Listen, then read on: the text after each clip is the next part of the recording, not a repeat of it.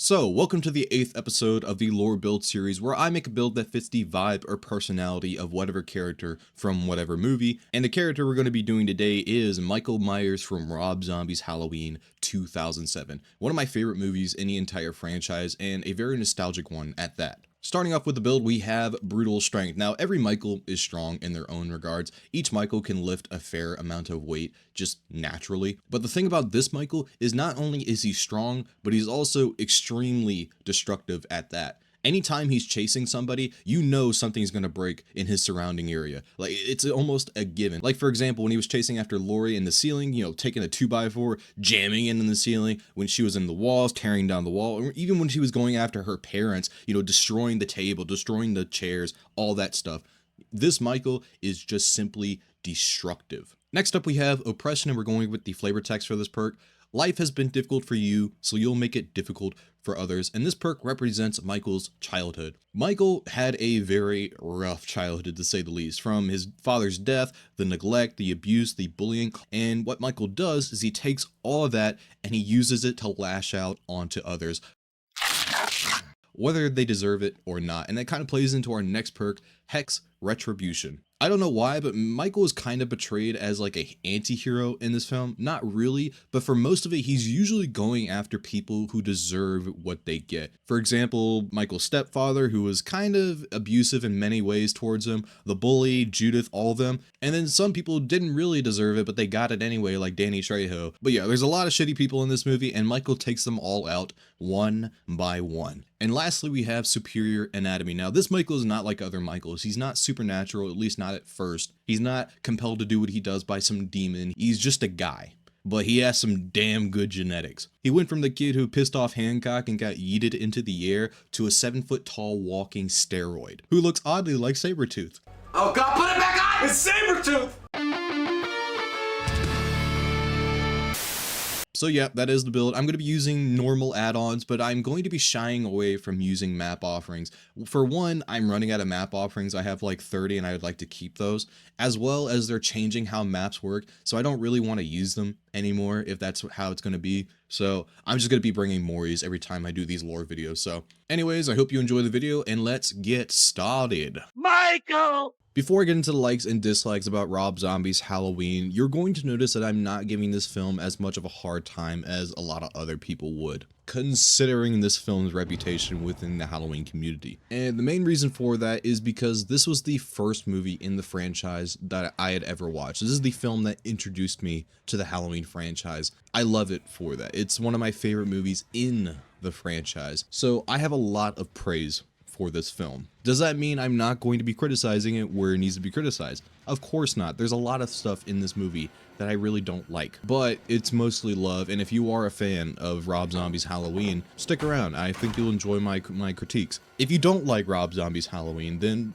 also stick around because I don't want to lose you. Please don't leave me. But starting off with my first like, I have the opening. Now, a lot of people don't like the opening to this film because they don't want an explanation for Michael. They don't want to know why he turned out the way he did. And I'm also of that opinion, don't get me wrong. But we have to remember, this is an entirely different Michael in an entirely different universe with an entirely different upbringing. So it's not going to be the same Michael we know from the past who was just evil incarnate or was compelled to do whatever he did by some demon. No, this is just a kid with a very shitty upbringing that turned him into the monster that he would soon become. Pretty simple. And I like that. I like the sequence. I like the cinematography in the opening. Even though the dialogue is really, really raunchy, I love the characters in the opening. They're very entertaining to watch, especially Ronnie. Like, a lot of people give shit to Ronnie for being so grotesque and stuff with how he interacts with every other character. But I think he's the most entertaining character in Halloween 2007. And the main reason that this movie drew me so much as a kid is because a lot of the same things that Michael went through when he was a kid are a lot of the same things that I went through when I was a kid. Like, eerily similar. Now, not to the same degree. Like, what Michael went through was goddamn, but I can relate to this Michael, even though that kind of sounds bad. I don't know what to say. For my next like, I have the kills, and not only do we get quantity, With these kills, we also get a lot of variety with them as well. Sure, we get a lot of neck slices or something like that, or chokes and here and there, but the variety of kills we get in this film is just immense. We got people being sliced in the back, a TV being thrown onto their head, neck snaps, being hung with a jack-o'-lantern on their head. Like, a lot of really interesting and creative kills in this film. Some of my favorite are like the kills with the Judith down the hallway, with Michael chasing her with the William Shatner mask, or even though he didn't deserve it, the Danny Trejo kill, the police officer, or not the police officers, the armed guard scene when he broke out of Smith's Grove. All those kills really cool, really brutal as well. Like the brutality of this Michael is just immense. This is easily one of the most vicious Michaels we have ever seen on the big screen, besides Halloween 6 and Halloween Kills. Next up on my like sheet, I have the Sanitarium scenes. Now, I'm of the opinion that we should get a full movie or TV show within the walls of Smith's Grove, because I think there could be a lot of interesting stories to be told in it. Like, for example, you have a whole comic book of Michael in Smith's Grove, like, fucking up people left and right, and it's really interesting. I do recommend people go read that. It's Chaos Comics, the first edition, Halloween. Go look it up. But I think Rob Zombie did a really good job with the Sanitarium scenes. Like, we start off with Michael, who we meet him and he looks like he can be very much rehabilitated. He seems like he can be saved, but due to certain factors along his journey in Smith's Grove, like for example, Lumis not really being a great fit for Michael, he's not really capable of handling Michael. Also, Danny Trejo's character is Ismael Cruz, I believe his name is. You know, giving him advice to like live inside of his head, even though that is good advice, it kind of set Michael deeper and deeper into darkness, to eventually him taking out a nurse and solidifying himself as the boogeyman. And can I say, that scene where Michael stabs the nurse and you can't hear anything, but you just hear the wow, wow. You have Michael's mother screaming, him staring at the body. It was a really good scene. Then we transition to his mom, crying in front of the projector, and we all know what happens after that. Really good scene. I really admire Rob Zombie's capability as a director. He's not a good writer, but he's a damn good director. Next up for my likes, I have the Breakout scene. Now, I don't mean that Breakout scene. If you guys have seen the director's cut for this film, you know exactly what I'm talking about. Fuck that. Rob Zombie, get that out of my movie. I don't know why he tried to push out the director's cut so much in the DVD release. Why didn't he just have the theatrical cut more accessible? But, the Breakout scene I'm talking about is from the theatrical cut, where Michael is being escorted by 4 armed guards and he takes them all out one by one. It just shows how capable Michael is as a fighter. And it kind of makes me think, what if you put Michael in one room and they all fight to the death? I think this Michael could get pretty far with every other Michael in the franchise. For like numero 5, I have the girl trio being Lori, Linda, and Annie. If you watched my first lore video, you would know that I do prefer the remake trio to the OG trio, and that's mainly just because I find the remake trio just a little bit more realistic. Are they a little exaggerated? Sure. Are they a little too vulgar? Maybe. I don't know. I'm not a teenage girl, as you can probably hear, but I just like them so much more. They actually feel like the girls that I would go to school with. They're, as spunky, as, witty and stuff like that. Also, extremely attractive, by the way. Like, sure, the 78 trio's attractive, but god damn, did they nail it in the attractiveness category for this girl trio. Little 7-year-old Ducry learned a couple things by watching this film. And speaking of one of the members of this trio, my next like is Danielle Harris, and all I got to say for her is, god damn. Next up for my likes, I have the music, and not only is Rob Zombie a good director, in my opinion, also a really good cinematographer, he's also really good at making a soundtrack. Is it pretty much like copy and paste kind of the original? Yeah, sure, okay.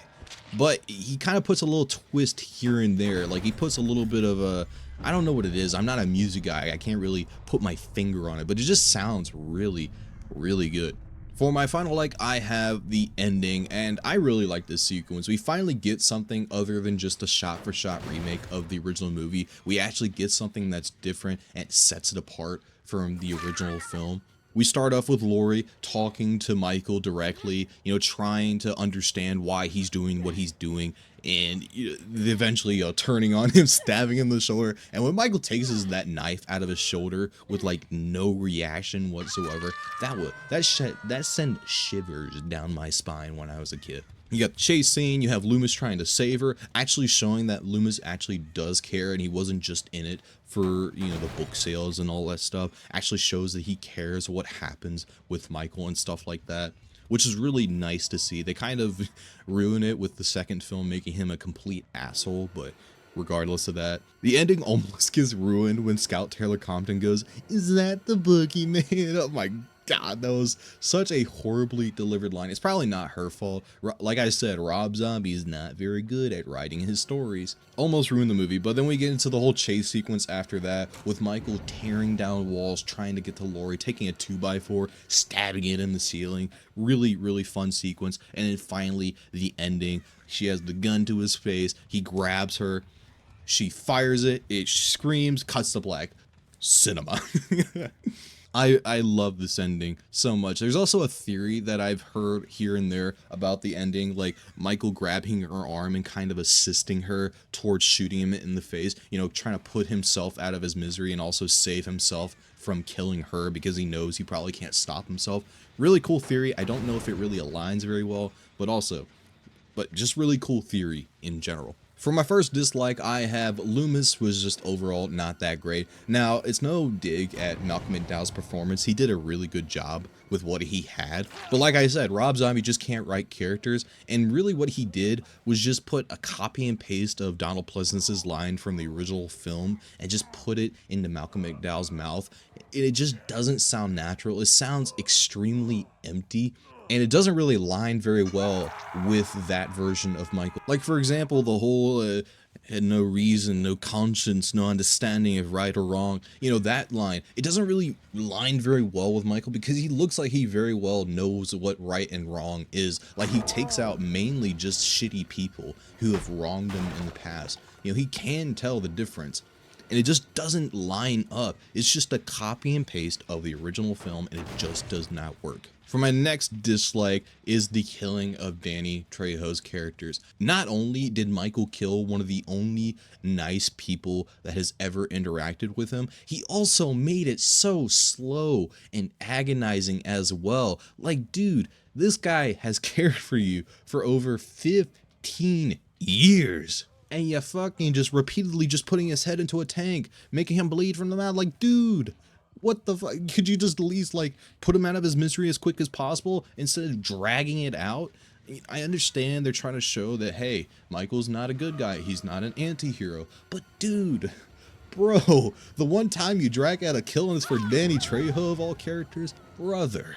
Next up for my dislikes, I have the alternate escape scene, the whole, you know, SA scene. I don't like it. I hate it. I wish it didn't exist at all. You know, I understand Rob Zombie wants to, like, you have that shock value or that shock factor or whatever it's called. I can't remember what it's called. But dude, you gotta know when to, you know, bring it back a little bit. Is there anybody that's like monitoring Rob Zombie? He's got like a baby monitor or something. He's like, he's just spewing out all this shitty stuff and nobody's like, hey, back it up a little.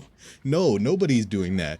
The only time that it happened was the third act, when it was all just a shot-for-shot remake of the original movie. And that kind of leads into my next dislike, and that is this movie is just a shot-for-shot remake, or at least the third act is just a shot-for-shot remake of the original movie until the very ending. It's not really much to say. It's just no originality to it. The only thing that kind of sets it apart from the original is that I like the characters in this movie a lot better than the original. They're a lot more, you know, relatable, a lot more authentic, a lot funnier as well, especially like Laurie's parents. They're a goofy ass fucking couple, I gotta tell you. And then, oh shit, I put the bloopers and the dislikes. No, I love the bloopers. Going back to the likes. going back to the bottom of the like category, and that is the bloopers. If you haven't seen the bloopers for Rob Zombie's Halloween, I do very much recommend it. It is unbelievably funny, especially Malcolm McDowell's and Brad Dorup's interactions.